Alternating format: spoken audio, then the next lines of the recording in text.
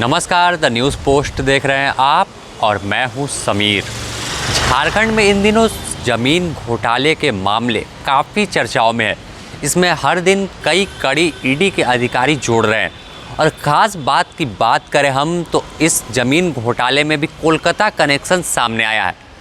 इस कोलकाता कनेक्शन सामने आने के बाद कोलकाता के additional registrar of insurance Tridip Mishra को ईडी ने तलब किया है और आज उनसे पूछताछ की जा रही है। इसके पूर्व की हम बात करें तो जैसे ही विधायक कैश कांड हुआ था या फिर एडवोकेट राजीव कुमार के मामले में भी कोलकाता कनेक्शन दिखा था कि तमाम चीज़ें कोलकाता से मैनेज की जा रही थी।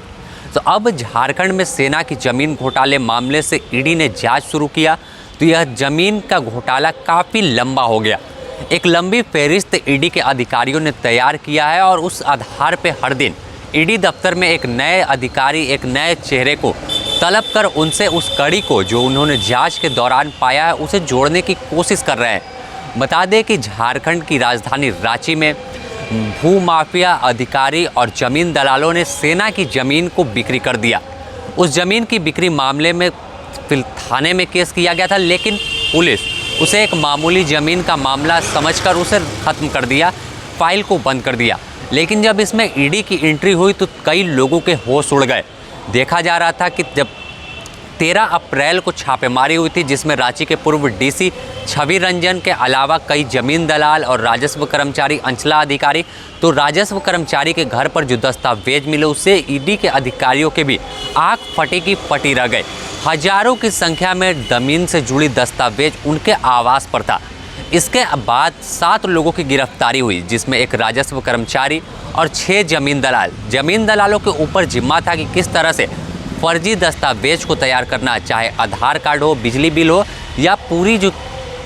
दस्तावेज हैं वो। और इसके बाद ईडी ने गिरफ्तार कर उन्हें जेल भेजा और फिर पूछताछ चली रिमांड पर लेकर 8 से 10 दिनों पूछताछ के दौरान कई जानकारी ईडी के अधिकारियों को मिले, जिसके आधार पर फिर देर रात जो है 20 तारीख का वो दिन था जब रजिस्ट्रार ऑफिस में तमाम ईडी की टीम पहुंची और वहां गहनता से दस्तावेजों को खंगालने लगी। इस दौरान भी जो कोलकाता की फर्जी डीड रांची के रजिस्ट्रार ऑफिस से ईडी के अधिकारियों को बरामद हुआ। तो इसके बाद जब शक की निगाह थी वहां के कोलकाता के एडिशनल रजिस्ट्रार उन तक गए और उन्हें समन भेजकर अब तलब किया गया कि आखिर फर्जी दस्तावेज का खेल जो झारखंड में चल रहा था उसमें इन तमाम लोगों की क्या कुछ भूमिका है। इसके अलावा अगर हम बात करें तो हर दिन रांची के ईडी दफ्तर जो हीरो स्थित है वहाँ ज़मीन से जो घोटाले हैं, ज़मीन जिनकी कब्जा की गई है, फर्जी तरीके से बिक्री कर दी गई है, वैसे लोग भी पहुँच रहे हैं और ईडी से शिकायत कर रहे हैं कि आखिर पुलिस ने तो कोई कार्रवाई नहीं की, लेकिन जिस तरह से ईडी झारखंड में कार्रवाई कर रही है तो इससे एक उम्मीद की किरण इन तमाम लोगों में भी जगी है कि अब हो सकता है कि इनकी ज़मीन भी ईडी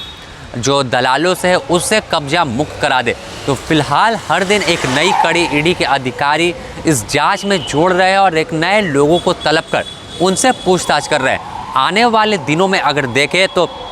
अभी एक लंबी पूछताछ की जो है वो लिस्ट जारी है। कल की बात करें 1 मई को की तो रांची के सब रजिस्ट्रार से पूछताछ हो चुकी है। आज की तारीख में कोलकाता के एडिशनल रजिस्ट्रार से पूछताछ हो रही है और फिर एक जो है